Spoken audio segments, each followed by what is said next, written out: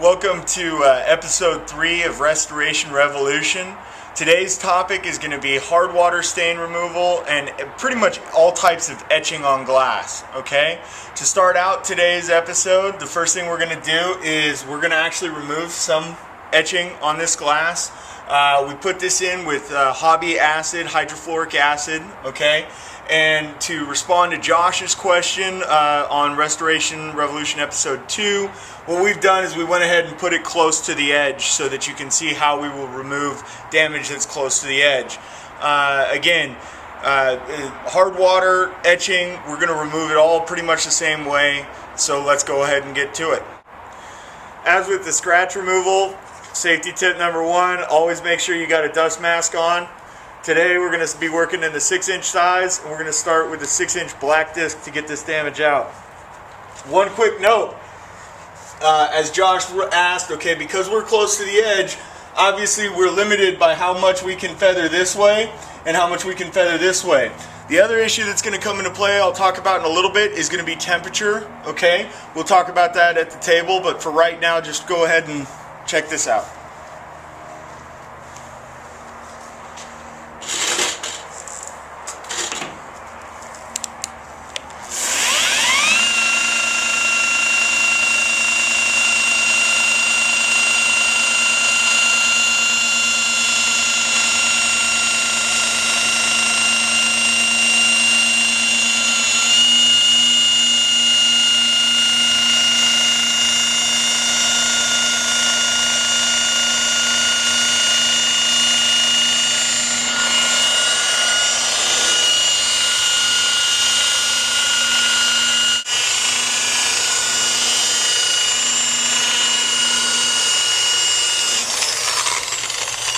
Alright, so we're going to check the temp.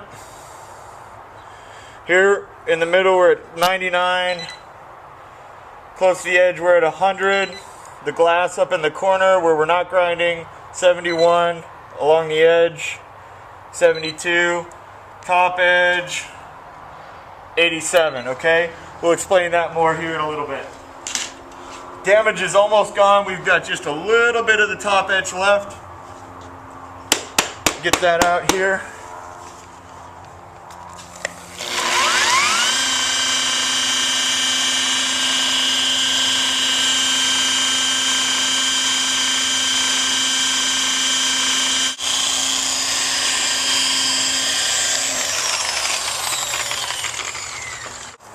Alright, so now we've been grinding on it, checking the temp again. We're at 124.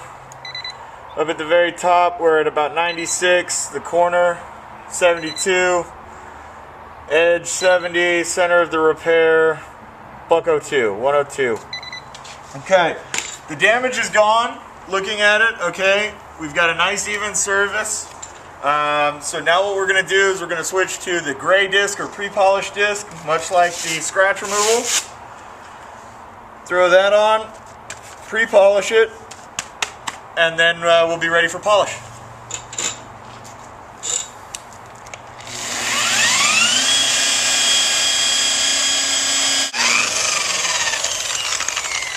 Alright, so we just finished pre-polishing the glass, okay? Now we've got it to a uniform haze. You can see the damage is still gone. Glass is cleared up a whole lot. Now we're just going to polish it out, okay? So all I'm going to do is switch to my polishing felt and knock it out.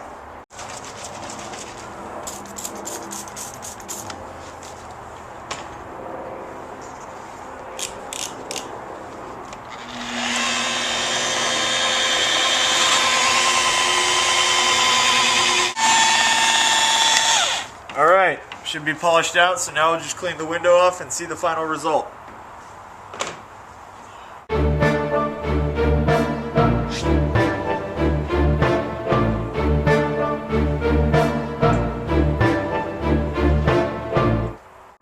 Alright, so as you can see, during that repair we had to move it down and come out. Obviously we were limited by up and by the top and by the sides, okay? So we've removed the damage, looking through the glass, looking at verticals, looking at reflections. You'll see that this is a distortion-free repair. This was, again, simulating acid etch graffiti, but you remove hard water damage the exact same way. Okay, so there we just went ahead and removed some acid etch damage. Okay, if you'd like to see a longer, more thorough demonstration, please check out the video. You'll find it in the windowcleaningresource.com store. If you search for scratch removal, you'll see a link to a YouTube video that's in the store. Real quick now, okay, we've talked about hard water, or about acid etch and hard water. These are both going to be pretty much, you're going to treat them the same. Obviously, most hard water is not going to require complete resurfacing. For very minor hard water stains, you know, something that's stained enough that a scraper blade isn't going to be able to knock it off, okay? Most of the case, you can get that and just polish it straight out. If it gets pretty bad where you've got, you know, a clear line on the window where, you know, if it's a sprinkler over and over and over again, you may need to go as aggressive as a blue or a black, but there's never been a job that I've seen that you know, required more than a black to take it out. One of the things to follow up even further though, in response to Josh's question, and it's a very good question, okay, when you're working on a job, on that last one we were doing it, it was right here, okay, if this is the corner of the window. And whenever you're working closer to the edge, okay, you have to worry about the stresses in the glass, and that's where thermal issues are really going to get you if you're not paying attention, okay?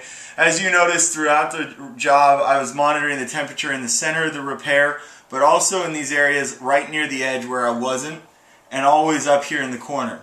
The reason being is if you overheat the glass when you are close to the edge or close to the corner, the occurrence of thermal expansion cracking goes way up, okay? So generally what we tell people is that, you know, when you're working in the center of the glass, okay, with, you know, a 10-inch margin around, okay, around the edges, then our normal safety levels are fine. But when you start getting closer to the edge, you want to back off, and you really only want to go to about 80% of the normal safe limits.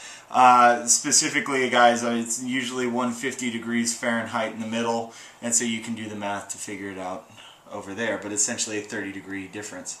Whenever you're working up here in the corner, we tell you to back it off. You really only want to go to about 60% or 60% of the max temp. All right, so that's kind of the tip and trick on here. One other great thing, guys, now that we've done this acid etch or this etch removal, okay, is to talk about potential upsell and add-on of window restoration for your business. You know, there isn't a building that I've come across where I haven't found one window that either had a piece of scratch damage, some hard water damage, etching damage, fabrication debris damage. I mean, it's easy to find if you're looking for it. And so I challenge you guys over the next week, you know, definitely every job you go to, look around and see what you find.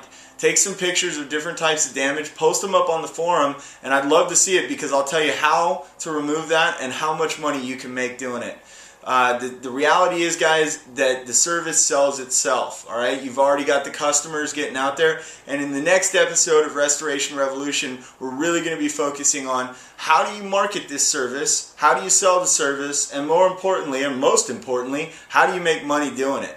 So I really appreciate you guys tuning in for this episode, and we'll see you next week with Restoration Revolution Episode 4.